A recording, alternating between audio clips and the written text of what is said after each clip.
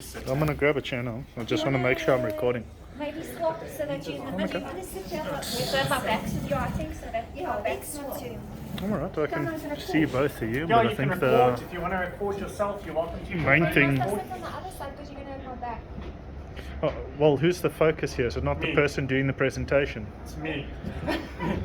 Danielle looks really good, but it's about me. That's what I figured. So So guys, just to set the scene here, okay? Danielle's the seller. She's phoned me. She's told me she's looking to sell her property. She wants a valuation on her property. On the phone, I've already had a bit of a chat to her and I've asked her, right, Danielle, first of all, just why are you selling? She's given me a bit of background about that. She's told me how many bedrooms, how many bathrooms her property has. And I've told Danielle on the phone, Danielle, I do things a lot differently to everybody else. So instead of just needing 15 minutes, I need about at least an hour of your time. And the reason is we do things very differently to achieve different results for our clients. And she's gone, that's great. So now I've met with Danielle. She's opened up the door. We've had a walk around her unit already. We've looked at everything. She showed me everything. And now we're sitting at the table and we're going to discuss her property. Okay, so just setting the scene. So there's a couple of steps. We are going to build onto all of this as things go on and as time goes on. We're going to do a whole session about what to do pre-valuation, what to do when you walk through the front door, what is the conversation, what is the comments that you make, what don't you make, and what are you looking for when you walk through that property. I know the first thing I'm looking for is where's a table. Okay, so I'm going to kick off. Danielle's our seller, I'm the agent. Danielle, thank you very much for taking me through your lovely home. I can see you spent quite a bit of money here on upgrading your kitchen as well. Most of the other units are quite standard. And just before we kick off with things, I wanted to ask you a couple of questions. Do you currently have a bond on your property? Yes, Hilton, I do.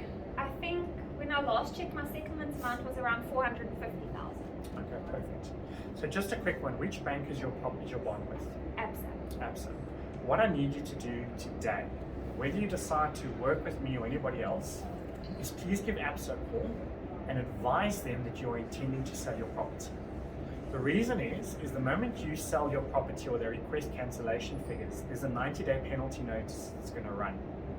And that penalty notice decreases over that 90 days. So what I want you to do is to give that notice now so that by the time we've sold it and it's on its registration process, we're already halfway into that, hopefully. So that by the time it registers, that penalty notice is sitting at zero.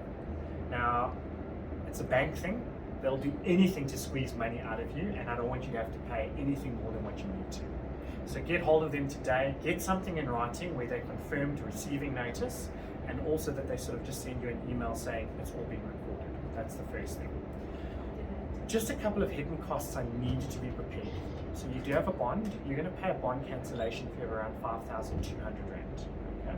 Just be prepared for that.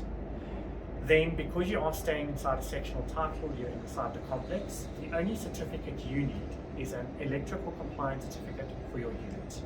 It's not going to cost that much. These units are fairly new, so the work required is going to be minimal. The electric fence is around the complex itself, so you don't need to obtain it. That is the body corporate's responsibility. And then secondly, you've got no gas appliances, so you don't need a gas certificate.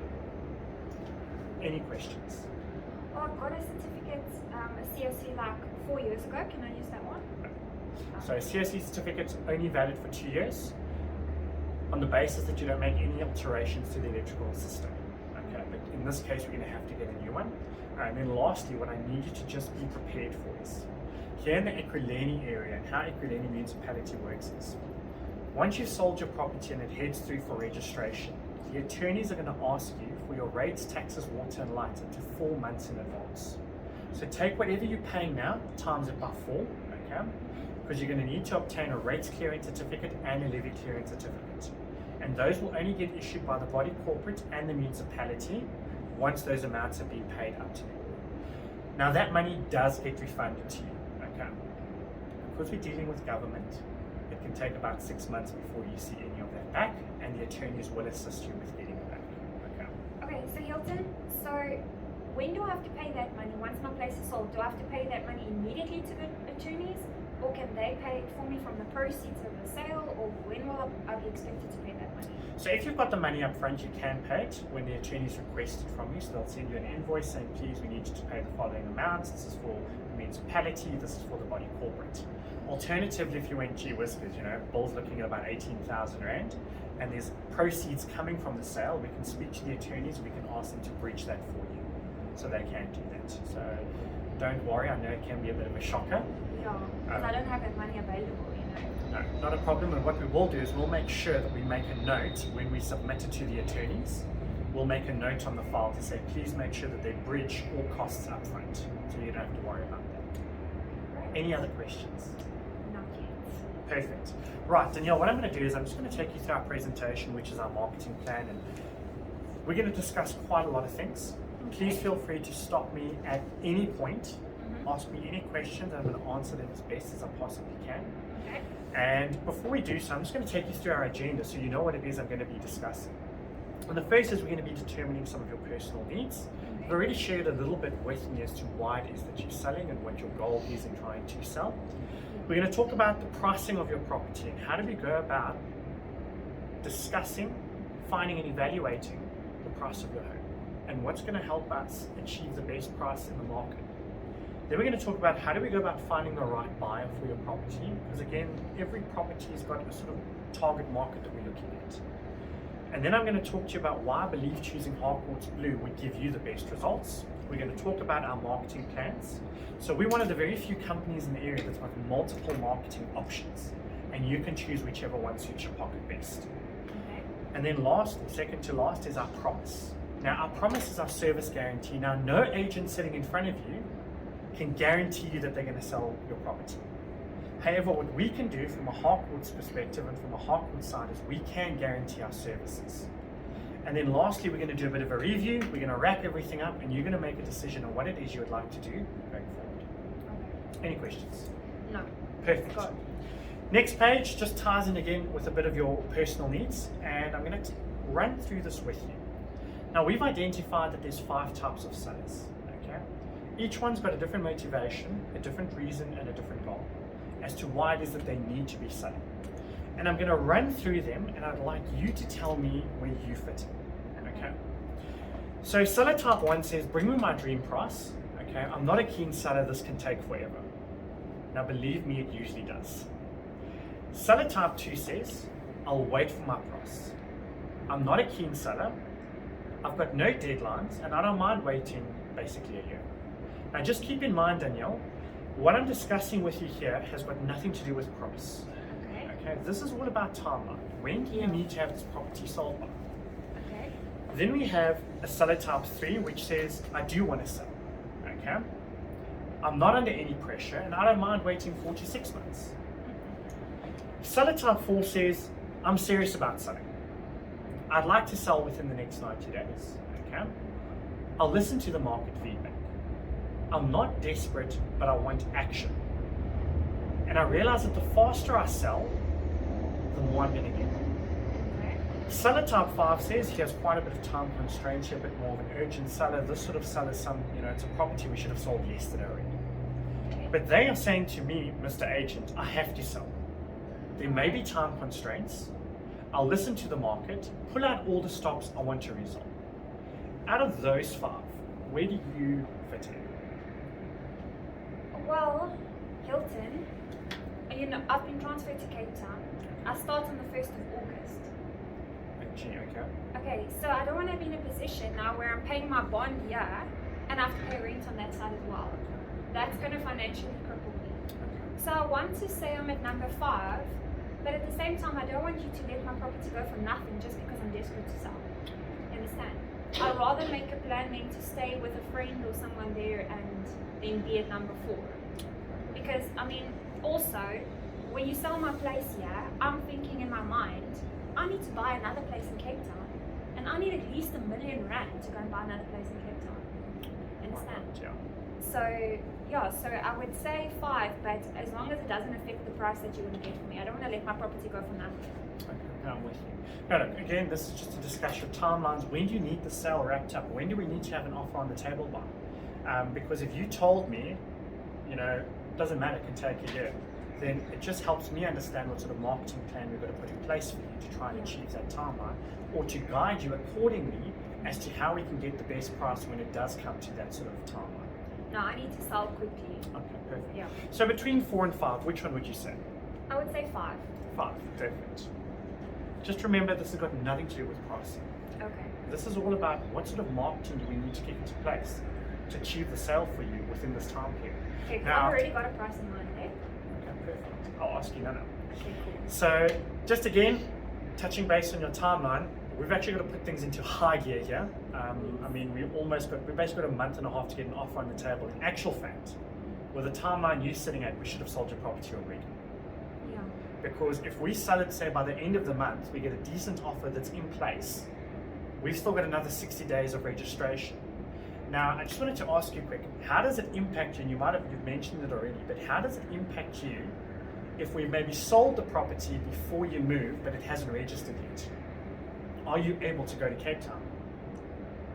Can you make a plan? Are you able to stay with friends there? I can make a plan. I can definitely make a plan, but it is going to be a huge financial strain on me. Okay. So, yeah, I mean, it would be great if you did get buyers for my place, if you could get them as soon as possible, and maybe if you could even convince them to pay occupational rent and move in so that my place doesn't stand empty. That would also help. Okay, perfect. Yeah. Okay, so we've got an option. So in other words, I mean, when it My gets stuff to... can be out at any time. I can send it so long even if I just put it into storage, it's fine. Okay, perfect. Well, let's see if we can make that work for you. But from my side, we will put in all the actions and do what we need to do to try and move this as quickly as possible. Again, we are cut for time, but it's Yeah. okay. Just want to pull your attention here to the, I think it's your left-hand side, Yeah. or your right-hand side, is if you were a seller type 1, most real estate companies would offer very little to no marketing. Okay?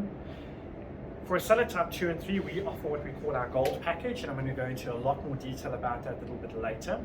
But our gold marketing package is basically an average marketing plan that most other companies out there could offer you as well. However, since you've told me you're a seller type 5, so if you were a seller type 4 or 5, you qualify for our platinum marketing package. Now, this is our bells and whistles package, and it is designed for one thing, to get the phone to ring. Okay. But I'll go into a lot more detail about that with you later. Any questions? No, I'm good for now. Perfect. So Danielle, let's talk a little bit about pricing. And I want to chat to you about what influences the price of a property and what doesn't. Before we go into pricing, can I just mention a few things? Yeah. Okay. Number one, you saw my place is a bit different. Yeah. I spent a lot of money on my kitchen. I didn't like the standard white cupboards, so I changed all my cupboards to have this nice mahogany effect. It's stunning. Yeah. So I spent a lot of money on that, so you need to take that into consideration. Also, my place I think has got the best view. So please keep that in mind. And then also, I have to get a price here that I can take that money and buy another place in Cape Town. So, you understand? Okay, cool. Hundreds, no, thank you very much for sharing that with me. If we have a look at what influences the price of a property, the first thing is current market statistics, so time on the market. Now, the longer you're on the market, the less you're going to get, and that's something I want to avoid altogether. The next thing we're going to look at is what is your current competition? So what are you competing with on the market today should you go live? The next thing is we're going to look at the facts as to what is actually being sold in the complex and what prices are being achieved. And we're going to take it from there. Now, two things that don't influence market value, okay, and it's terrible. The first is what your property cost you to purchase and improve over the years. And the next is what you'd like to get out so that you can buy another property somewhere else, or what you were hoping to get out. That has got no influence on the market value of the property. And it's terrible, I know, because we do have goals and things that we need to achieve, and we do need certain amounts out. But we'll have a look at why it doesn't affect it. Okay. Again, lastly, once your property is listed, once you go live on the market, the feedback that we receive from the market, remember the market and the buyers out there are the ones that are writing the check at the end of the day. Once we go live, their feedback is going to assist us in making sure that our listing price is in line with market value. Now, the moment any property is listed at market value, it does one thing, it creates competition in the market. And the moment there's competition, it helps you achieve the best price for your property. Now that's one of the strategies that we're going to implement, and I'm going to show you how I do it. Okay. Any questions? Okay, let's see what. Danielle, you're probably thinking to yourself, now I know you've just told me you've spent quite a lot of money on your kitchen. How much did you spend? I spent around, in total in the apartment, around 80,000. Around about 80,000. Okay. But I mean, it is stunning. It is different to all the other kitchens and from all the other units. And I mean, a few other things as well that I did, obviously, painting and stuff like that. So what I'm saying to you is this. I'm not saying that you haven't added value to your property. What I am saying to you is you haven't added rand for rand value. Okay. So maybe in total with painting, labor, kitchen, maybe you've spent about 110. We haven't added 110,000 rands worth of value to your home. We have added value. Okay. And we're going to have a look at what you're competing with that offers something more or less the same as yours and what price it's sitting at. Just a couple of things. What we know, we don't price your property, the market does. I can sit here and thumbsuck a figure, but at the end of the day, it's the buyer that's writing the check that's going to determine what price it's going to go for. The next is overpriced properties take longer to sell, and I'm sure you've seen that. I know Unit 1110 has been on the market now for 12 months. Sure, yeah, I saw that. And the reason is they're overpriced. That's when you see this happening. The next is the longer the property is on the market, the lower the price achieved. Set the price right early to get maximum market value. Okay. So shouldn't we take a chance because, I mean, shouldn't we go a little bit higher? Because what if the buyers come in with a much lower offer? Then there's no room for negotiation. Shouldn't we price it a bit too high? So very, very, very important question. What I'm going to do is we're going to have a chat about that now when we have a look at what we're competing with and what's actually happening. And then we can sort of gauge as to where we need to be. That could give us that opportunity of getting a little bit more from the market. 100. So the best timing. You get the best offers when buyer competition is highest. Now again, as I mentioned to you now, that's one of our strategies that we implement. We want to create competition from the market, create some FOMO, fear of a loss, and we want to play the buyers up against each other. Okay? And the reason we do that is this, is because the moment I go live with your property and inquiries start coming in, if I make a one-on-one appointment with each client and one buyer comes through and another one comes through and another one comes through, what happens is I might get one that's interested and he goes, Hilton, I really like the property. What's the best offer I can put in? I don't want to have that conversation with him. Okay? I don't want to say to him,